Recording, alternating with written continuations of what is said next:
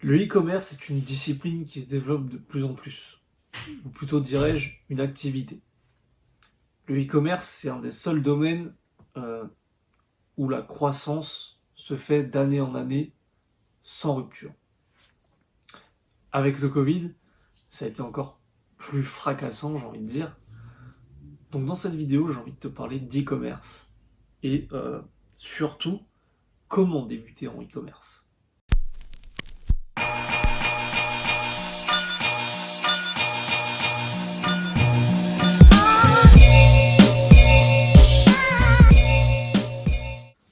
Je te le dis tout de suite, aujourd'hui on va pas du tout parler de dropshipping, on va parler de e-commerce, au sens du terme pur et dur, du e-commerce classique.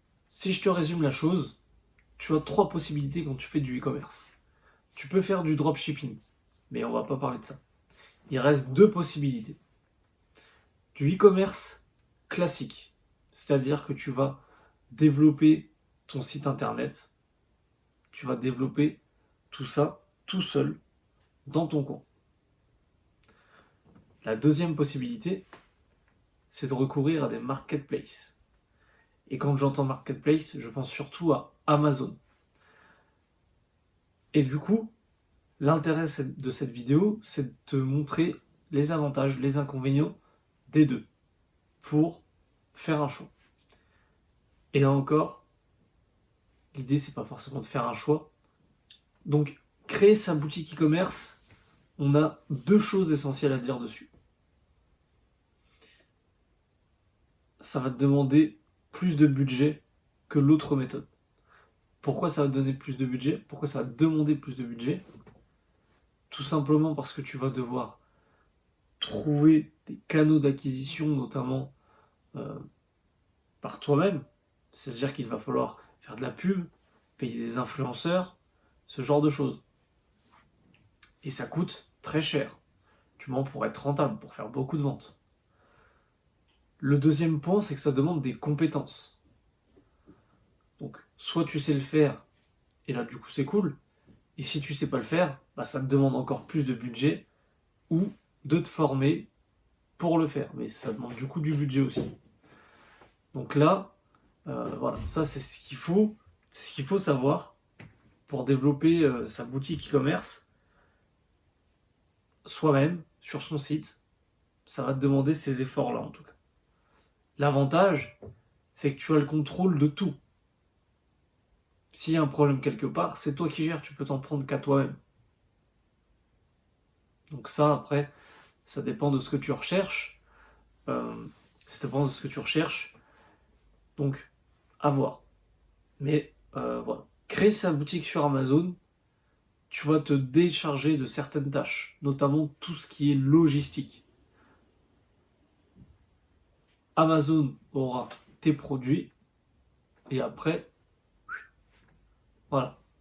Sachant qu'après, je rentre pas dans le détail, mais Amazon, tu as plusieurs solutions aussi. Donc, n'hésite pas à me dire dans les commentaires si ça t'intéresse. Je pourrais rentrer dans les détails et te dire exactement les deux possibilités que tu as sur Amazon.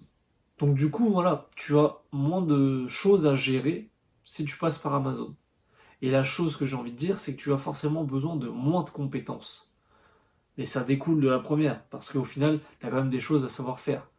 Du SEO, par exemple, tu dois en savoir faire dans les deux cas. Ah oui, le SEO Amazon, ça existe, bien évidemment. Voilà. Donc maintenant, j'en arrive au point qui m'intéresse le plus, et sur lequel je voulais développer, c'est surtout que tu n'as pas besoin de choisir entre ces deux modèles. Tu n'as pas à te dire c'est soit l'un, soit l'autre. Pour moi, l'idéal, c'est un mélange des deux. Alors bien évidemment, si tu pars sans budget ou voilà, peu de budget, ça va être compliqué de gérer les deux en même temps. Mais dans l'idéal, l'idée, c'est de pouvoir faire les deux. Parce que le fait d'être sur Amazon peut te permettre de faire connaître ta marque, faire connaître tes produits.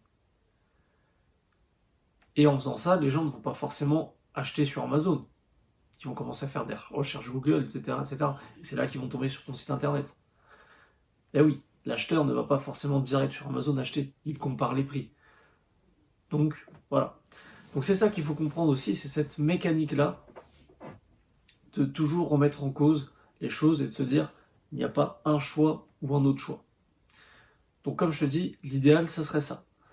Ce qu'il faut comprendre aussi, c'est comme je t'ai dit, si tu fais une boutique e-commerce, tu as besoin d'avoir du trafic, et après il faut la convertir. Il faut convertir ce trafic.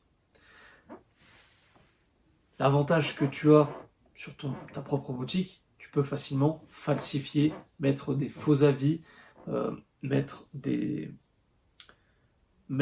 éléments de preuve sociale sur ton site, alors que sur Amazon, c'est plus compliqué. Sur Amazon, pour mettre des faux avis, maintenant, il faut s'accrocher. Donc ça veut dire quoi? Une technique très simple. Tu demandes à des connaissances, à des amis, à de la famille d'acheter tes produits, de laisser des avis, et ensuite, eux, tu les rembourses, ils te redonnent leurs produits. Enfin, ils te redonnent tes produits. L'avantage de ça, c'est que toi, tu vas gagner des avis sur Amazon, et les gens, ils se fient à quoi sur Amazon? Les avis notamment. Qu'est-ce qui permet de faire passer l'acheteur à l'achat? C'est tout simplement les avis, les recommandations. Donc, n'oublie pas ça. C'est très important